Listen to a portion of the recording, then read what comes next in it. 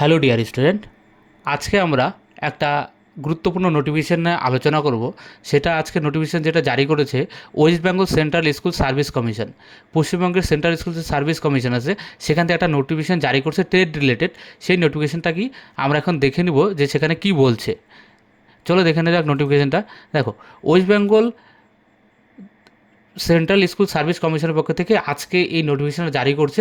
সেখানে তোমরা memo number দেখতে পারতেছো এবং ডেটও দেখতে পারতেছো। বলছে কি লাইফ টাইম ভ্যালিডিটি, মানে সারা জীবন বৈধতা থাকবে।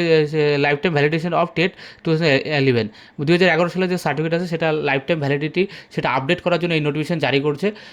এখানটা বলা আছে যে যে টেট সার্টিফিকেট যেটা 2011 সালে করা আছে সেটা কি হচ্ছে, তাদের হচ্ছে আবার রিভ্যালিডেটেড করে দিবে। সেটা হচ্ছে তাদেরকে 31শে জুলাই পর্যন্ত তাদেরকে প্রত্যেককে কমিশনে গিয়ে তাদের সার্টিফিকেটটা জমা দেওয়ার কথা বলতেছে।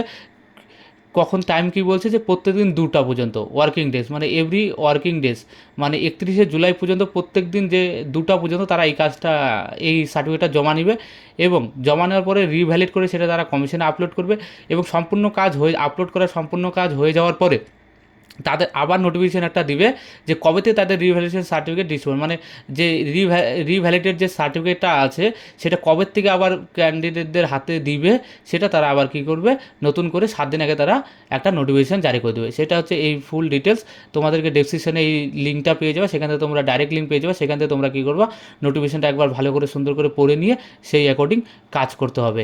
কোনো ভুল ভ্রান্তি যেন না হয়, প্রত্যেককে রিকোয়েস্ট করবো যে এই দিনের মধ্যে তোমরা এই কাজটা সেরে নাও, নয়তো ভবিষ্যতে প্রবলেম হবে।